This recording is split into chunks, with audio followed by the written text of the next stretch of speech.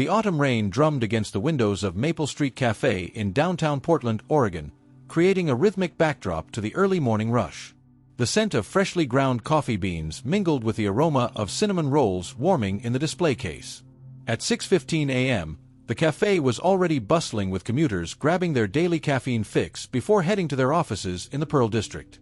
Behind the counter, 23-year-old Sarah Chen moved with practiced precision, her fingertips reading the familiar landscape of the espresso machine like Braille. She had lost her sight in a car accident 3 years ago, but her other senses had sharpened remarkably. She could distinguish between different coffee blends by smell alone and knew exactly when the milk reached the perfect temperature for steaming by the subtle change in sound.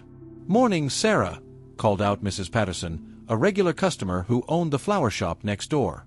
"The usual medium latte with an extra shot and a dash of vanilla, coming right up," Sarah replied with a warm smile, already reaching for the ceramic mug Mrs. Patterson preferred over paper cups. Her movements were fluid and confident, a testament to months of practice and determination. The café's owner, Mr. Rodriguez, watched from the kitchen doorway with pride.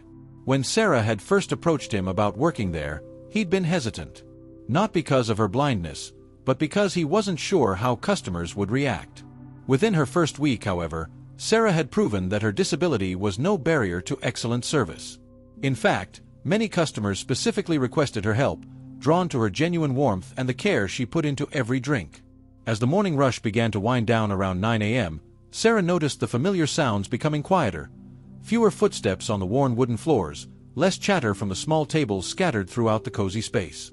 She was wiping down the counter when she heard the café door chime, followed by hesitant footsteps. "Excuse me," came a man's voice, uncertain and somewhat hoarse. Are you still open?" Sarah turned toward the voice, immediately sensing something different about this customer. His tone carried a weight she recognized, the sound of someone carrying invisible burdens. "Of course. We're open until 7 p.m. What can I get you?" The stranger approached the counter slowly. Through her heightened senses, Sarah could detect the subtle signs of distress: slightly irregular breathing, the faint scent of someone who'd been walking in the rain for a while, and an overall energy that spoke of exhaustion. I'm not sure," he said, his voice cracking slightly. "I don't really drink coffee much. But I've been walking around for hours, and this place looked warm." Sarah's heart went out to him immediately. She'd learned to read people not through their expressions, but through their voices, and this man sounded lost in every sense of the word. "Well, you've come to the right place for warmth," she said gently. "How about I make you something special? Trust me." There was a long pause before he answered. "Okay. Yeah, I'd like that." As Sarah began preparing what she called her comfort special, a medium cappuccino with a hint of cinnamon and a touch of honey, she struck up a conversation. "I'm Sarah, by the way. I haven't seen you around the neighborhood before." She caught herself and smiled. "Well, I haven't heard you around, to be more accurate." "You're blind," he said, not as a question but as an observation, his voice carrying surprise but no pity.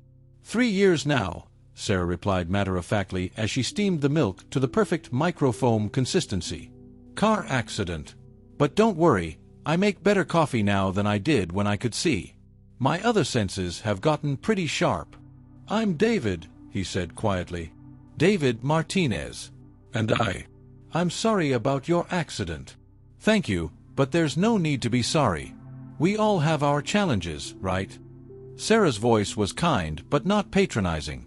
"The way I see it, no pun intended, we either let them define us or we define ourselves despite them." As she put the finishing touches on his cappuccino, creating a small heart in the foam purely by feel and technique, David found himself really looking at this young woman for the first time. Despite her blindness, she moved with purpose and confidence. Her shoulder-length black hair was pulled back in a neat ponytail, and she wore a simple green apron over jeans and a cream-colored sweater. There was something about her presence that felt peaceful. "Here you go," Sarah said, sliding the cup across the counter. "One comfort special. That'll be $4.75. David reached for his wallet, then froze. His hands patted his jacket pockets frantically, then his jeans. The color drained from his face. My wallet," he stammered. "It's gone. I must have." God, I'm so sorry. I don't know what happened to it. Sarah heard the genuine distress in his voice, the embarrassment and frustration. Without hesitation, she pushed the cup closer to him. Don't worry about it. Consider it on the house. No, I can't. I mean, you don't even know me. I could pay you back later, or... David, Sarah interrupted gently. Sometimes we all need a little kindness from strangers. Today, you're my stranger, and this is my kindness. Just pay it forward someday when you can. David stared at her, overwhelmed by the simple generosity. He lifted the cup to his lips and took a sip. The coffee was perfect, smooth, warming, with just the right balance of flavors. But more than that, it tasted like hope. This is incredible, he said, his voice thick with emotion. I can't remember the last time someone... He trailed off, unable to finish the sentence. Sarah waited patiently, giving him space to process whatever he was feeling. Would you mind if I sat here for a while? He asked finally. I promise I won't be any trouble. Of course. Take any table you'd like. And David... Sarah smiled in his direction. Everyone's got trouble sometimes. The trick is not carrying it alone. As David settled into a corner table by the window, watching the rain continue to fall on the quiet Portland street, he found himself studying Sarah as she continued her work. She hummed softly while cleaning, completely at ease with her environment. Customers who came in clearly knew and loved her. There were warm greetings, inside jokes, and the kind of familiarity that spoke of genuine community. What David didn't know was that Sarah had her own struggles. The cafe job, while fulfilling, barely covered her expenses. She lived in a tiny studio apartment 6 blocks away and took the bus to work every day, having memorized the route and stops. Her dream of attending culinary school seemed increasingly distant as she tried to make ends meet. But she never let these worries show in her interactions with others. As the lunch crowd began to trickle in, David remained at his table, occasionally catching fragments of Sarah's conversations with customers. He learned that she was studying business management through online courses, that she volunteered at a local organization teaching life skills to other visually impaired individuals, and that she had an uncanny ability to remember everyone's usual order. Around 2 p.m., when the cafe had quieted again, Sarah approached his table with a turkey sandwich and a bag of chips. I thought you might be hungry, she said simply. Mr. Rodriguez, that's the owner, made an extra sandwich that would just go to waste otherwise. David looked up at her, this young woman who had shown him more kindness in a few hours than he'd experienced in months. Sarah, why are you being so nice to me? You don't know anything about me. Sarah pulled out the chair across from him and sat down. Can I tell you something, David? When I first lost my sight, I was angry. Really angry. At the world, at God, at the drunk driver who hit me, at myself for being in the wrong place at the wrong time. I spent 6 months barely leaving my apartment, convinced that my life was over. She paused, her fingers tracing the edge of the table. One day, I was at the grocery store with my cane, trying to figure out how to navigate the aisles, and I knocked over an entire display of canned goods. I was mortified, ready to just leave everything and go home. But this elderly man helped me pick everything up, and then he said something I'll never forget. Honey, we're all just stumbling around in the dark in one way or another. Some of us just have the honesty of a white cane. David found himself leaning forward, drawn into her story. That's when I realized that everyone is fighting battles we can't see. Everyone needs help sometimes. Everyone deserves kindness. Sarah smiled. So when someone walks into my cafe looking like they need a friend, I try to be that friend. Because somebody was that friend to me when I needed it most. For the first time in weeks, David felt something other than despair. Here was this remarkable young woman who had every reason to be bitter about her circumstances, yet she chose to spread light instead of darkness. Sarah, he said quietly, I haven't been completely honest with you. She tilted her head, listening. I didn't just lose my wallet today. I lost my job 3 weeks ago. My apartment lease is up next week, and I can't afford to renew it. I've been walking around the city trying to figure out what to do next, and I was so lost that I was starting to think about... He couldn't finish the sentence. Sarah reached across the table and found his hand. But you didn't. You walked into my cafe instead. That tells me everything I need to know about who you are, David Martinez. As they sat there in the quiet cafe, with rain still patting against the windows and the scent of coffee creating a cocoon of warmth around them, neither could have imagined how this simple act of kindness would change both their lives forever. But sometimes, that's exactly how the most important moments begin, not with fanfare or grand gestures, but with one person choosing to care for another, creating ripples that would spread far beyond what either could see. The next morning arrived gray and drizzly, typical for Portland in October. Sarah arrived at Maple Street Café at 5:30 a.m., an hour before opening, as was her routine. She used this quiet time to prepare for the day, grinding beans, checking inventory, and organizing the pastries that Mr. Rodriguez delivered fresh each morning from his wife's bakery. As she unlocked the front door and flipped the sign to "Open," she was surprised to hear footsteps approaching immediately. The familiar gait made her smile. "David, you're up early." "I couldn't sleep," came his voice, closer now. "I kept thinking about what you said yesterday, about paying kindness forward. I know I can't pay you back for the coffee and sandwich yet, but I was wondering, is there anything I could help you with around here? I mean, I know you're incredibly capable, but maybe there's something." Sarah's heart warmed at his offer. In her experience, people either treated her like she was helpless or were so afraid of offending her that they wouldn't let her do anything for herself. David seemed to understand the balance, acknowledging her independence while genuinely wanting to help. "Actually," she said thoughtfully, "there is something. Mr. Rodriguez has been meaning to reorganize the storage room for months, but he never has time. It's a mess back there, and even with my system, I sometimes can't find what I need quickly. Would you mind helping me sort through it?" "I'd be honored," David said, and Sarah could hear the genuine gratitude in his voice. As they worked together in the storage room, Sarah learned more about David's background. He had been a financial analyst for a mid-sized investment firm downtown until the company downsized. Before that, he'd graduated from Portland State University with a degree in business and finance. The job loss had hit him hard, both financially and emotionally, especially since he'd been supporting his elderly mother who lived in an assisted living facility across town. "The hardest part," David said as he organized boxes of coffee filters, "isn't even the money, though that's terrifying enough. It's feeling like you don't matter. Like you're disposable." Sarah, who was creating a new inventory system using raised stickers she could feel, nodded understanding. "I felt that way after my accident. Like the world had moved on without me, and I was just taking up space." "How did you get past it?" "Honestly, I'm still working on it some days. But this job helped. Mr. Rodriguez took a chance on me when other places wouldn't even let me fill out an application. And the customers, they see me as Sarah the barista, not Sarah the blind girl. That makes all the difference." They worked in comfortable companionship for the next hour. David proved to be methodical and organized, creating clear labels and logical systems that would make Sarah's job easier. More than that, he narrated what he was doing without being asked, giving Sarah the information she needed without making her feel excluded.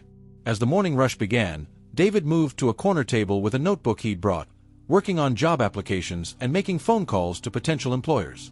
Sarah noticed he lowered his voice during the calls, clearly embarrassed about his situation, but she also observed how professionally he conducted himself. His phone manner was confident and articulate, and she could tell he was genuinely qualified for the positions he was pursuing. Around 10 a.m., a commotion outside caught everyone's attention.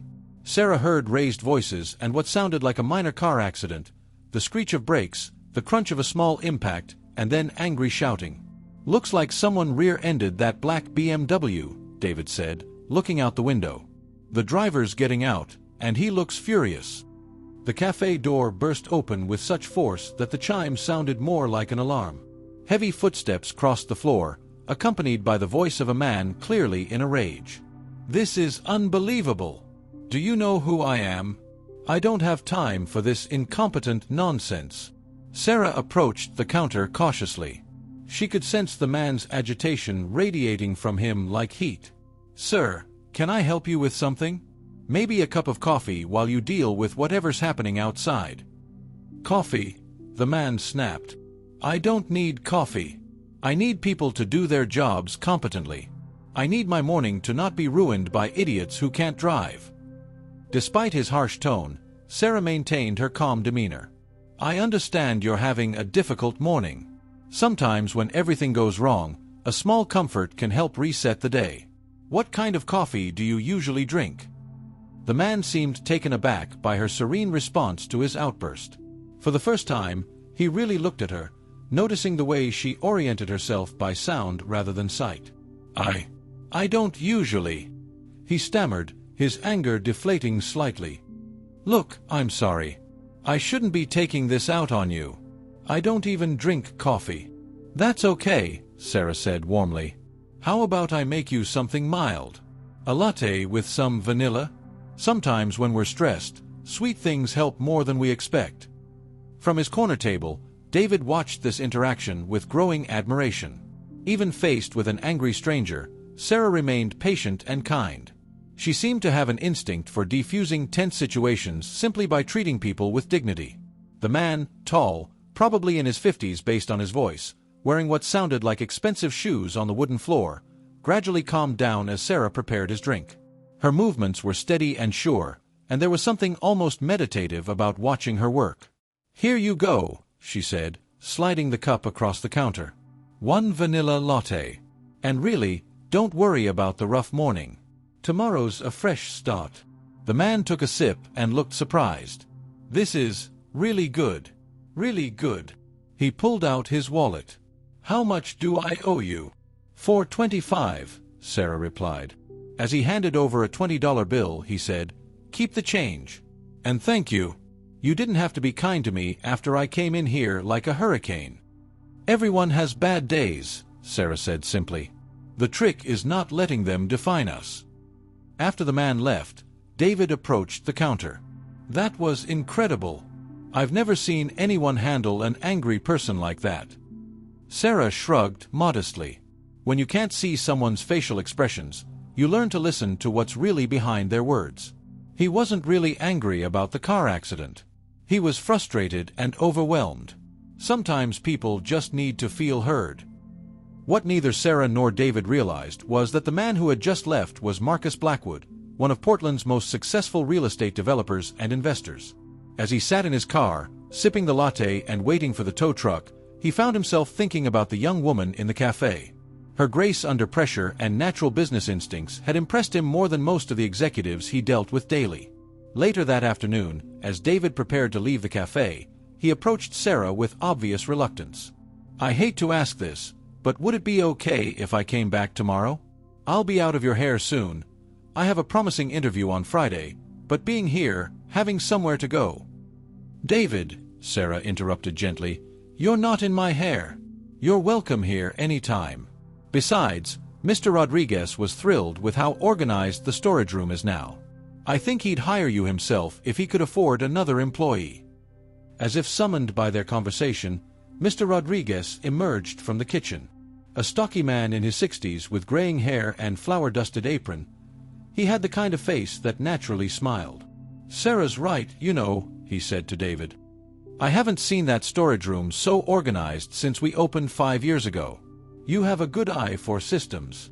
David felt a warmth spread through his chest at the compliment. It had been so long since anyone had praised his work. "If you're looking for something to do tomorrow," Mr. Rodriguez continued, "I could use help with inventory and maybe updating our supplier contacts. I can't pay much, maybe minimum wage for a few hours, but it's something." "I would love that," David said immediately. "Thank you so much." As David walked home to the cheap motel where he was staying, he reflected on how much his life had changed in just 2 days. The despair that had brought him to the bridge that first morning seemed like a distant memory. Sarah's simple act of kindness had reminded him that he had value, that his skills and experience mattered, and that even in his darkest moment, there were people willing to help. Meanwhile, Sarah finished her shift with a lightness in her step she hadn't felt in months. Having David around had reminded her how much she enjoyed connecting with people, sharing stories, and being part of someone else's journey forward. She'd spent so much time focusing on her own challenges that she'd forgotten how good it felt to be genuinely helpful to someone else. Neither of them knew that their lives were about to take another unexpected turn, one that would prove that sometimes the most extraordinary changes come from the most ordinary moments of human connection. Friday morning dawned crisp and clear, the kind of autumn day that made Portland's reputation for beautiful falls well-deserved.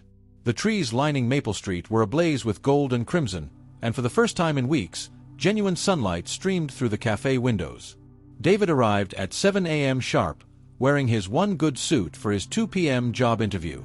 He'd been working at the cafe for 3 days now, and the small steady income had allowed him to move from the motel to a week-to-week rental room that, while modest, felt like luxury compared to where he'd been. "You look very professional," Sarah said warmly as she heard his familiar footsteps. "Nervous about the interview?" "Terrified," David admitted. "It's been a month since I've been in a professional setting. What if I've forgotten how to do this?" Sarah paused in her coffee preparation. "David, I've watched you reorganize our entire system in 3 days. You've streamlined our inventory, created a database of suppliers, and yesterday you caught an error in our bookkeeping that could have cost Mr. Rodriguez hundreds of dollars. You haven't forgotten anything." Her confidence in him bolstered his spirits. Over the past few days, David had come to rely on Sarah's perspective. She had a way of seeing people's strengths even when they couldn't see them themselves. The morning passed quickly, with David helping serve customers during the busy breakfast rush. He'd learned several regulars' orders and had developed an easy rapport with the cafe's clientele. Mrs. Patterson had even started bringing him crossword puzzles, saying he looked like someone who enjoyed mental challenges. At 11 a.m., the door chimed, and David looked up to see the man from earlier in the week, the one who'd been angry about the car accident. Today, however, he looked composed and professional, wearing an expensive-looking charcoal suit and carrying a leather briefcase. "Good morning," the man said, approaching the counter where Sarah was working. "I don't know if you remember me, but I was here a few days ago. I was having a terrible morning, and you made me a vanilla latte." Sarah's face lit up with recognition. "Of course. How are you doing?" "Better day today, I hope." "Much better, thanks to you, actually." The man's voice was warm now, completely different from his first visit. "I'm Marcus Blackwood. I own Blackwood Development Group here in Portland." David nearly dropped the cup he was cleaning. Blackwood Development was one of the largest real estate companies in the Pacific Northwest. He'd read about Marcus Blackwood in business journals. The man was worth millions. "That's wonderful," Sarah said genuinely. "What can I get you this morning?" "Another vanilla latte." "Actually," Marcus said, "I was hoping to speak with you and the owner, if possible. I have a business proposition." Sarah called for Mr. Rodriguez, who emerged from the kitchen looking curious and slightly nervous. David tried to appear busy while straining to hear the conversation. "Mr. Rodriguez, MS?"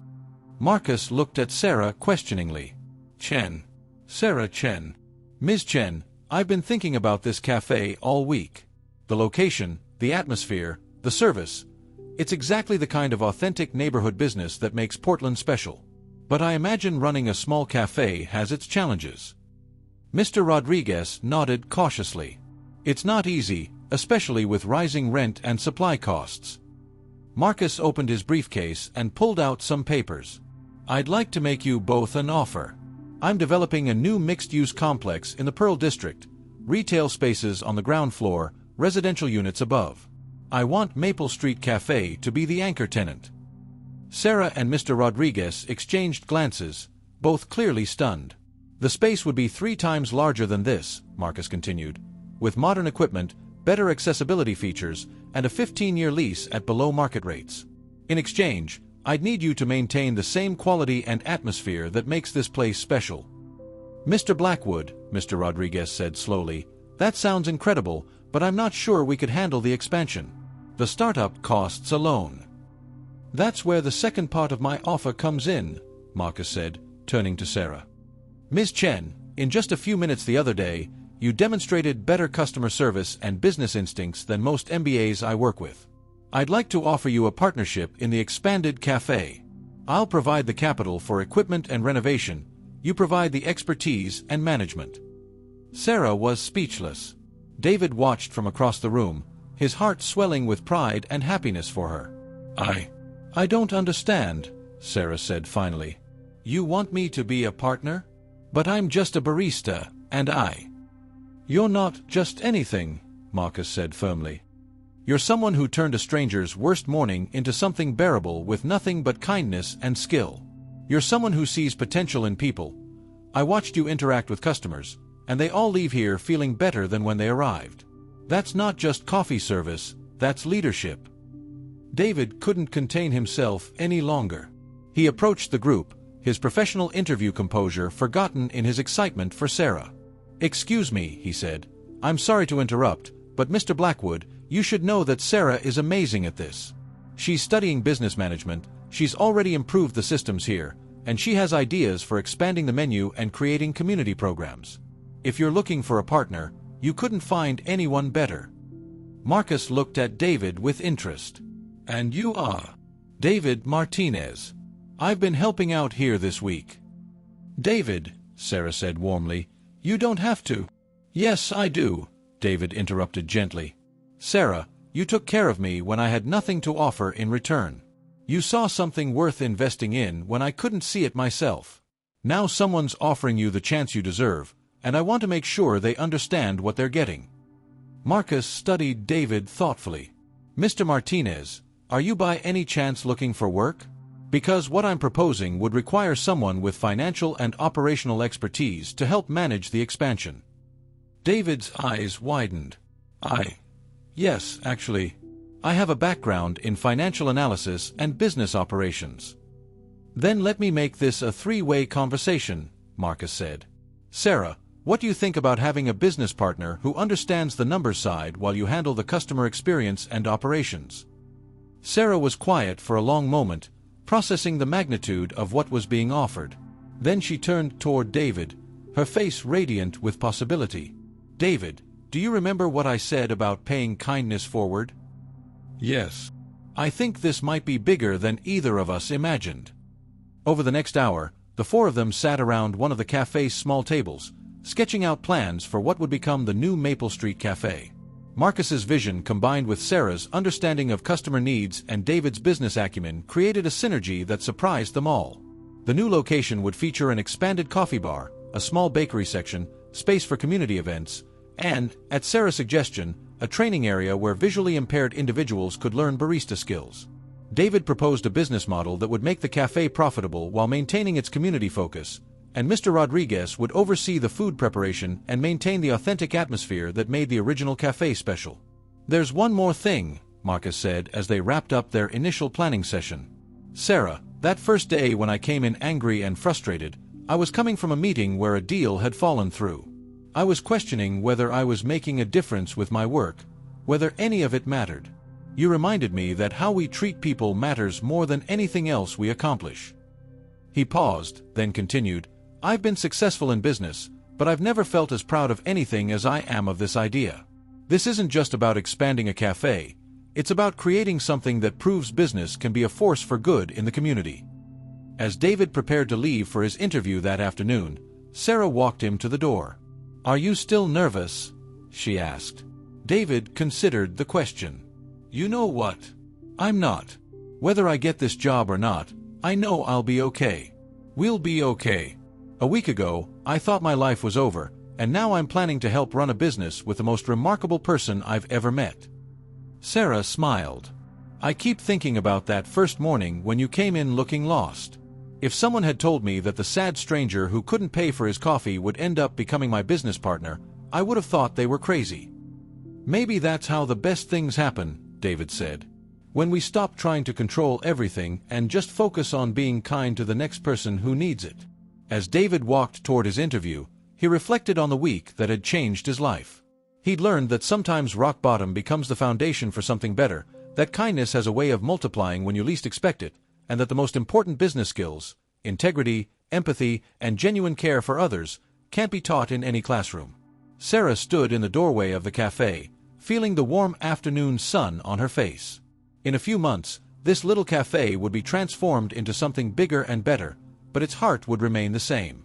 She thought about the elderly man who had helped her in the grocery store years ago, whose words about stumbling in the dark had changed her perspective on life. "Everyone is fighting battles we can't see," he had said. "Everyone needs help sometimes." Today, Sarah realized that helping others had ended up helping herself in ways she never could have imagined. The stranger who couldn't pay for his coffee had become not just a friend, but a partner in building something meaningful. The angry businessman had become the investor who would make their dreams possible. As she prepared to close the cafe for the day, Sarah smiled, knowing that tomorrow would bring new strangers, new opportunities for kindness, and new proof that the smallest gestures can create the biggest changes. 6 months later, the new Maple Street Café opened in the Pearl District to lines around the block. Sarah and David's partnership had flourished, combining her intuitive understanding of hospitality with his analytical approach to business. The training program for visually impaired baristas had already placed 12 people in jobs throughout Portland's coffee industry. Marcus Blackwood attended the grand opening, not as an investor checking on his investment, but as a regular customer who had found his favorite coffee shop.